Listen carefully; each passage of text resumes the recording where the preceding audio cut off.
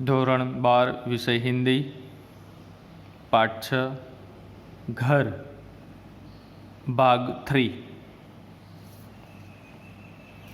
अगले वीडियो में हमने देखा था कि लेखक और उनके परिवार सब एक दिन के लिए उस घर में रहने के लिए तैयार हो जाते हैं।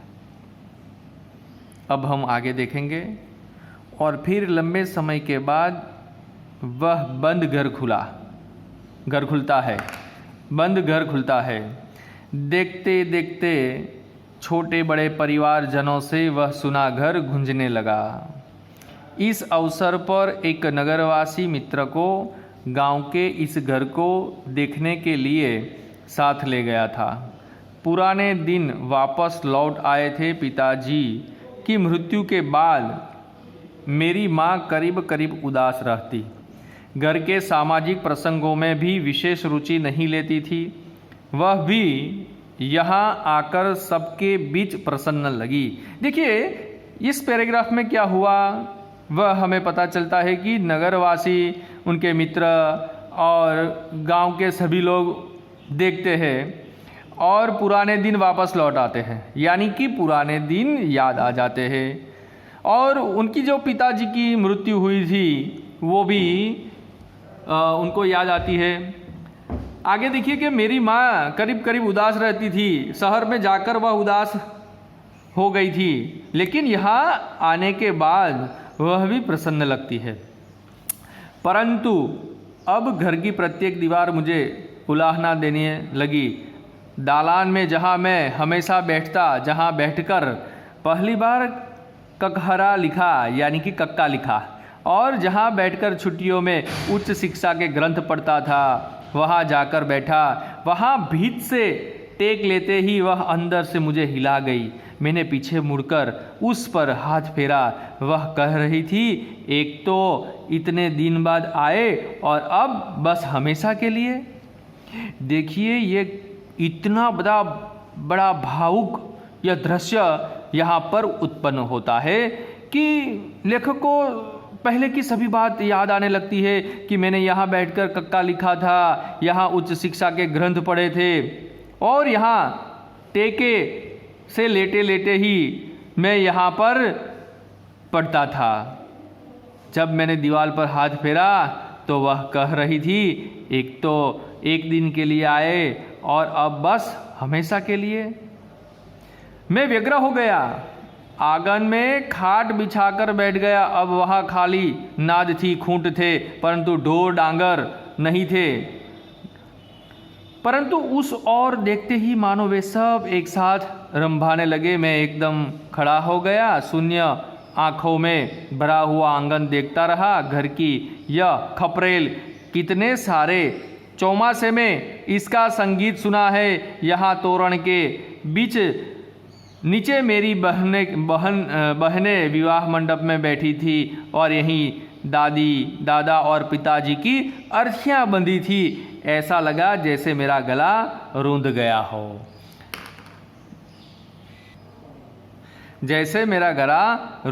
हो, यानी कि यहाँ पर लेखक को यह सब याद आ जाता है कि आंगन में वहाँ पर खाट बिछाया था, अब वहाँ खाली नाद थी, खूंट थे, परंतु डोर डंगर नहीं थे। वहाँ कुछ नहीं था, नाद भी नहीं थी। जो घोड़े के पैरों में नाद लगा थे न, वो खाली नाद जो डोरों के गले में पहनाते हैं। डोर डंगर नहीं थे, परंतु उस ओर देखते ही मानो वे सब एक साथ रंभाने लगे। याद आ गया सब कुछ वहाँ का वहीं हो ऐसा लगता है। एकदम खड़ा हो गया, शून्य आँखों में भरा हुआ आंगन देखता रहा मैं। घर का यह खपरेल यानी कि छप्पर जो था वह देखा। चौमासे में इसका संगीत सुना है, यानी कि जो बारिश गिरती थी उनका जो आवाज़ वो संगीत में बदल जाता था। यहाँ तोरण के बीच नीचे मेरी बहनों के विवाह मंडप में बैठी थी। यहाँ पर विवाह मंडप भी हुआ था और मेरे दादा और दादी और पिताजी की अर्थियाँ भी यानी कि मृत्यु भी इस आंगन में ही हो गई थी। ऐसा लगा जैसे मेरा गला रुंध गया, यानी कि भावुक हो गए। घर के अंदर के कमरे में गया, बंद जर्जरित कमरा, अधिक मुखर लगा। पिछली दीवार की एक जाली से थोड़ा प्रकाश आ रहा था। एक समय यह कमरा अनाज भरने की मिट्टी की कोठियों और पिटारों से भरा रहता था। वह सब तो कब का निकाल दिया है, परंतु अभी भी कोने में दही बिलोने का बड़ा मटका और खूंटी पर बड़ी रई लटकी है। मैं यहाँ जन्मा था, मेरी संतानें भी। अब देखिए यहाँ पर अब भी आगे की ओर देखता है लेखक, देखते हैं, और वह घर के अंदर के कमरे में जाते हैं तो वह कमरा जर्जरित यानी कि टूटा हुआ था, लेकिन अधिक मुखर लगा। सबसे अच्छा लगा, पिछली दीवार की एक जाली से थोड़ा प्रकाश आ रहा था। वहाँ से सामने की ओर से एक प्रकाश आ रहा था।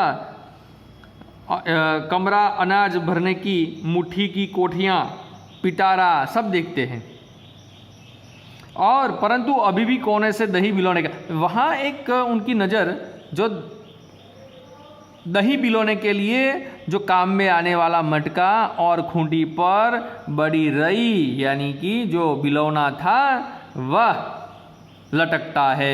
मैं यहाँ जन्मा था, मेरा जन्म इस रूम में हुआ था, इस कमरे में हुआ था। मेरी संतानें भी। अब बीच के खंड में जहाँ हम खाना खाते थे वहाँ से होकर फिर दालान में आता हूँ, आंगन में आता हूँ। माँ अकेली बैठी है।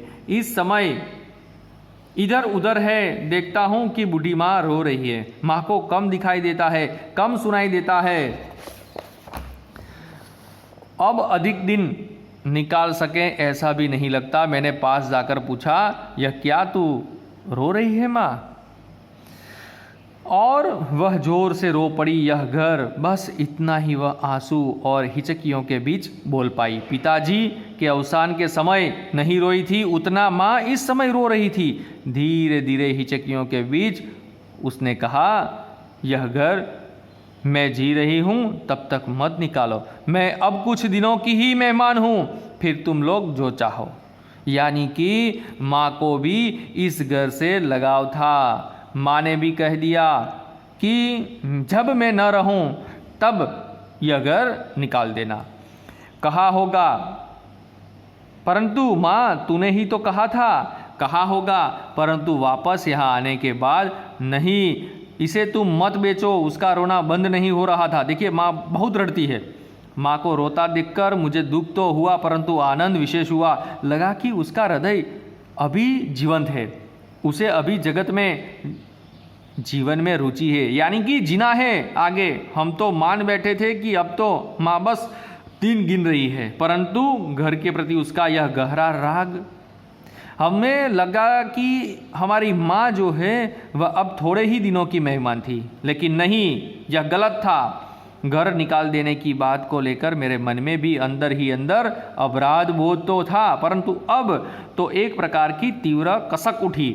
घर को सभी की सहमति से बेचने का निर्णय लिया था, इकरारनामा भी हो चुका था, लेकिन उस दिन से प्रत्येक सदस्य घर की बात निकलते ही मौन हो जाता था। देखिए एक दिन रहने के बाद ये सब कुछ उलट हो गया। इतने में छोटा भाई मकान खरीदने वाले के साथ आया। घर के अंदर सदस्य भी एकत्र होकर माँ के आसपास बैठ गए। माँ को समझाने का प्रयत्न करने लगे। हम अधिक सुविधा वाला नया मकान इस गांव में ही बनाएंगे, इसी घर के पैसों से तुम कहोगी वैसा ही। माँ ने कहा, मैंने इस घर की सहतीर तक ईंटें चढ़ाई है, तुम्हारे पिता ने कितने उमंगों से बांधा है, इसलिए मेरे जाने के बाद भगवान करे कि तुम लोग महल बनवाओ। परंतु यह घर तो छोटा भाई समय की नजाकत समझ गया। उसने मकान खरीदने वाले से कहा, भाई कुछ समय रुक जाओ, यह घर देंगे तब तुमको ही देंगे। देखिए ऐसा कहकर उस खरीदने वाले जो भाई था उसको समझाते हैं कि भाई अब रुक जाओ, थोड़े समय के लिए तू रुक जा, जब हम बेचेंगे